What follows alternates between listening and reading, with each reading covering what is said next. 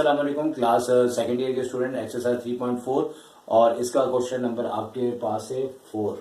और इससे पहले मैंने एक्सप्लेन कर दिए थे और थर्ड क्वेश्चन में काफ़ी ज़्यादा पार्ट्स थे और काफ़ी ज़्यादा इंपॉर्टेंट भी थे।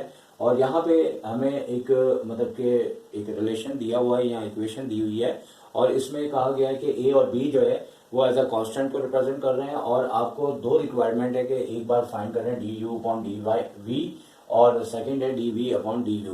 तो अभी आप सोच रहे होंगे कि इसको दो बार फाइंड आउट करना है, तो ऐसा नहीं है। आप टेंशन ना लें, घबराए नहीं। आप यहाँ पे आपने D U upon D V मालूम करना है और जब मालूम हो जाएगा तो उसको उल्टा कर देना है, तो वो आपके पास इसका आंसर हो जाएगा और ये टेंशन की बात ही नहीं है। तो इसमें हम स्टार्ट करते हैं और याद रहे कि कांस्टेंट वैसे हमारे पास 1 2 3 4 5 6 नंबर्स होते हैं, लेकिन ए और बी भी एज ए कांस्टेंट का किरदार अदा कर रहे हैं इस पूरे इक्वेशन के अंदर। तो हम यू और वी एज अ वेरिएबल्स है और दोनों वेरिएबल्स को बड़ी अहमियत दी गई है और ए और बी एज अ कांस्टेंट तस्वुर किए जाएंगे।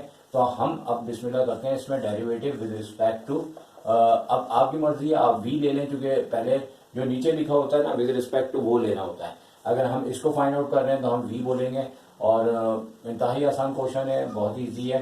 3 के मुकाबले में काफी ज्यादा ईजी और आसान है। लेकिन फिर मैं बता रहा हूँ कि क्वेश्चन नंबर 3 को मिस नहीं कीजिएगा, बहुत बहुत इंपॉर्टेंट है। 40 ईयर से मैं देख रहा हूँ कि वो एग्जाम में 2.5 मार्क्स का आ रहा है क्वेश्चन, तो लाजमी देखिएगा। एग्जाम में हर साल बुक चेंज भी हो जाती है तो वो लाजमी आता है। तो यहाँ पे भी हमने डेरिवेटिव लिया, वहां पे भी लिया।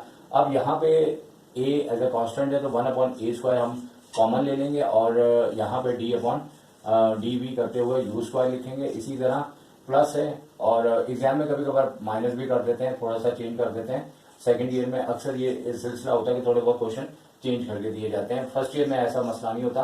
अच्छा, अब यहाँ पे D constant 1 upon B square हमने साइड पे ले लिया और बी स्क्वायर यहाँ पे, और कांस्टेंट का डेरिवेटिव तो 0 होता है। अब इस 2 को हम यहाँ पे 1 से मल्टीप्लाई करेंगे तो 2 अपॉन ए स्क्वायर हो जाएगा और यहाँ पे u की पावर में से 1 लेस हो जाएगा। 1 आएगा, लिखना जरूरी नहीं है लेकिन मैंने आपके लिए लिख दिया है। फिर D U upon D V आ जाएगा। इसी तरह यहाँ पे 2 आ जाएगा क्योंकि 1 से 2 मल्टीप्लाई होगा, नीचे बी स्क्वायर है और बी स्क्वायर में से भी एक पावर हम लेस करेंगे तो 1 आएगी और D V upon D V यहाँ पे कैंसिल हो जाएगा, जबकि यहाँ पे कैंसिल नहीं होगा।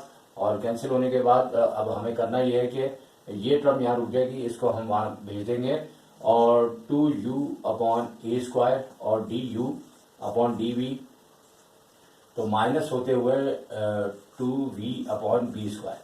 अच्छा, अब यहाँ पे D U upon D V है और minus 2v upon B square है। अब यहाँ से क्या हो रहा है कि जो यहाँ पे डिवाइड हो रहा है यहाँ आके मल्टीप्लाई हो जाएगा और जो यहाँ पे मल्टीप्लाई हो रहा है यहाँ आके वो डिवाइड हो जाएगा। अब 2 से 2 कैंसिल हो गया और D U upon D V का आंसर आ चुका है और माइनस के अंदर ए स्क्वायर वी और इसी तरह बी स्क्वायर और यू। तो ये आंसर है D U upon D V का। तो जैसे स्टार्टिंग में मैंने कहा था कि 2 बार नहीं फाइंड आउट करना, इसी को ही हम यानी एक आंसर ये हो गया और उसके बाद और करके यहाँ फिलहाल और तो नहीं आएगा क्योंकि यहाँ पे सेकंड रिक्वायरमेंट है और एंड लिखा है, तो एंड करके यहाँ पे यानी कि अगर यहाँ एंड लिखा तो एंड लिख दें और यहाँ पे दोनों साइड एक साइड उल्टा करते हैं। डी वी ऊपर आ जाएगा, डी यू नीचे आ जाएगा। इस तरीके से माइनस तो ऊपर ही रहता है और बी स्क्वायर यू अपॉन हो जाएगा नीचे ए स्क्वायर और बी। तो ये इसका आंसर हो गया। और अगर आपके ध्यान में ये बात आ रही है कि जब उल्टा होता है तो साइन चेंज होती है, वो याद रखिए कि अगर एक साइड अगर ऊपर नीचे जाती है तो फिर साइन चेंज होती है, अगर दोनों एक साइड जाते हैं तो फिर दोनों की साइन चेंज नहीं होती, अगर होती भी है तो वो कटिंग हो जाती है। बात वही है। तो ये था आपका क्वेश्चन नंबर 4 और अब आपको कराते हैं हम क्वेश्चन नंबर 5। बड़े अफसोस के साथ कहना पड़ता है कि ये पूरा का पूरा क्वेश्चन मैंने बहुत अच्छा करके एक्सप्लेन किया लेकिन वीडियो कैप्चर ना हो पाई और अब मजबूरी है कि किए हुए क्वेश्चन से ही मैं आपको वैसे तो जो लेंथी क्वेश्चन होंगे मैं आपको करके ही समझाऊंगा, लेकिन ये बहुत अच्छा मेरा लेक्चर बना। लेकिन बदकिस्मती से मोबाइल जो है जिसपे रिकॉर्डिंग हो रही थी वो अचानक जो है वो नीचे गिरा और उसका काम भी खराब हो गया। तो अब थोड़ा सा दूसरे मोबाइल पे आपको रिकॉर्डिंग कर रहे हैं और देख लें, इंशाल्लाह समझ में आ जाएगा। तो यहाँ पे क्वेश्चन नंबर 5 है और 4 की भी रिकॉर्डिंग की, 5 की भी की, लेकिन 4 में दोबारा से आपको जो शायद इससे पहले मैंने लगा दिया होगा वो रिकॉर्डिंग करके दोबारा बताया। तो देख लें कितनी मेहनत करनी पड़ती है, तो फिर सब्सक्राइब तो करना बनता है ना आप लोगों का। तो अब यहाँ पे क्वेश्चन नंबर 5 है find the slope of the tangent to the curve. अब ये कर्व दिया हुआ है एट द पॉइंट ऑफ -3 और 0। तो मैंने इससे पहले काफ़ी डिटेल से ये बात की थी, लेकिन अब दोबारा वही बात मुझे करनी पड़ रही है कि ये जो क्वेश्चन है ये हमारा 7 चैप्टर से जो आगे का सीन है या उससे पहले का भी थोड़ा सा हो सकता है कि चैप्टर नंबर 4-5 के अंदर जो है ना इस तरह की बातें मिल जाएं। लेकिन बहरहाल ये जो कर्व का बोला जा रहा है वो एक 2 चैप्टर है पहले होता था, अभी उन्होंने 7 चैप्टर करके आगे दे दिया है। तो अब ये बातें जो है वो आपको जो है इतनी अच्छी क्लियर समझ नहीं आ सकती, क्योंकि टेक्स्ट बुक का रूल होता है कि जो टॉपिक पहले पढ़ा दिया जाए वो तो आगे आ जाएगा, लेकिन आगे वाली बात जो है पीछे टेक्स्ट बुक के रूल के खिलाफ होती है। अब यहाँ पे ये है कि इस क्वेश्चन को जितना बेहतर हो सकता है मैं आपको एक्सप्लेन कर देता हूँ, और ये है भी इंपॉर्टेंट है काफी हद तक। Find the slope. अब स्लोप क्या चीज होती है वो यहाँ पे आ चुकी है। तो यहाँ पे कह रहे हैं कि स्लोप मालूम करो टेंजेंट का। तो हमारे पास ये जो आपको इक्वेशन नजर आ रही है, तो ये आपका कोनिक चैप्टर होता है, वहां पे आप पढ़ेंगे 3 किस्म की शेप, पैराबोला, हाइपरबोला और एलिप्स। ठीक है, ये आपकी शेप्स होती हैं। तो अब ये मुझे पता लग रहा है, और मैं ज्यादा लंबा लेक्चर नहीं करना चाह रहा, कि ये जो है हाइपरबोला की शेप है। ठीक है, और थोड़ा सा इशारा दे देता हूँ, एक्स स्क्वायर के साथ अलग नंबर है, वाई स्क्वायर के साथ अलग नंबर है, दोनों की डिफरेंट पावर है, जिससे हमें पता लग रहा है कि ये हाइपरबोला की शेप है। ठीक है, बहरहाल हमें पता हो ना हो, हमें काम करने से ताल्लुक है इसका।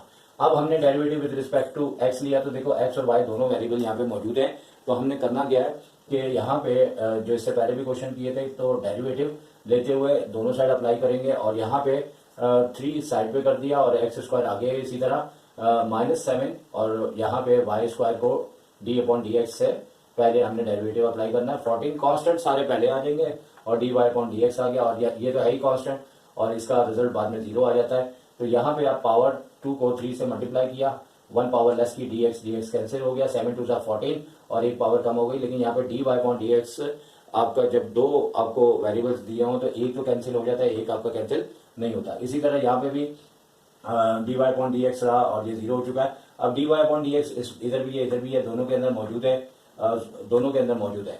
तो इस तरीके से आपने यहाँ से कॉमन लेना है, और कॉमन लेने के बाद इन दोनों में 14 जो है आपका कॉमन आ रहा है, और ये माइनस के साथ है, और ये प्लस के साथ था, 14 बाहर है, और यहाँ पे 1 आ गया। और इस dx को dx कैंसिल करके 6 को यहाँ से उधर भेज दिया, तो माइनस का हो गया। फिर जो dy/dx है ये आपका इधर ही रहेगा, और जो इसका ब्रैकेट कॉमन आया था वो इसके नीचे आ जाएगा। अब -6x/14 माइनस y ब्रैकेट में +1 है। तो अब हमें इससे इसको कट किया, तो यहाँ 7 आ गया, यहाँ पे माइनस का 3 आ गया, फिर माइनस प्लस होता है, और 3 3 9 होता है, और 7 को 1 से मल्टीप्लाई किया तो 7 हो गया। तो यहाँ पे एक बात आपको बतानी थी, जो कि मैं यहाँ पे बोल तो गया, कि उन्होंने जो पॉइंट दिया था, तो हमारे पास ये जो है ना 2 कर्व होते हैं इस तरीके से हाइपरबोला के, और इसके किसी भी जगह पे यानी कि कोई पॉइंट हमें दे देते हैं। और टेंजेंट पता है किसको कहते हैं, कि हमारा कोई भी गोल सर्किल हो या कर्व हो, उसके एक पॉइंट से टच करते हुए जो लाइन जाती है वो टेंजेंट कहलाती है। तो उन्होंने ये पॉइंट दिया था, ये पॉइंट कुछ भी दे सकते थे। तो हम जब फाइनली इसका डेरिवेटिव फाइंड आउट कर लेते हैं, तो हम x और y की जगह उसकी वैल्यू रख देते हैं। जैसे x -3 है तो हमने रख दिया, y 0 है तो हमने रख दिया। तो फाइनली इसका आंसर, फिर आप देखेंगे कि हमने लेट m इसको कहा, क्योंकि इन्होंने कहा था फाइंड द स्लोप।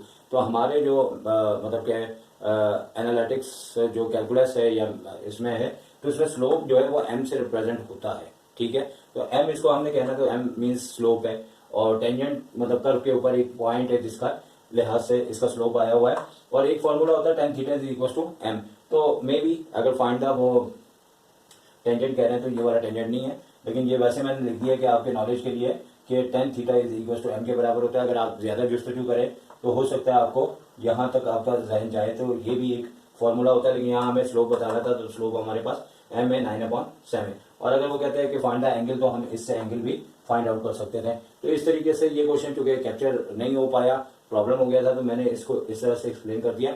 लेकिन ये भी तरीका बहुत आला है। तो बड़े बड़े जो क्वेश्चन होंगे मैं इसी तरह से एक्सप्लेन कर दूंगा, साफ साफ करके मैं लिख दूंगा, और लिखने के बाद जो है आपको इंशाल्लाह मैं उसी के ऊपर से एक्सप्लेन कर दूंगा। छोटे मोटे क्वेश्चन साथ ही चलेंगे। तो इसी के साथ इंशाल्लाह अगले क्वेश्चन बाद में आपको कराएंगे। बहुत बड़ी एक्सरसाइज है। अल्लाह हाफिज।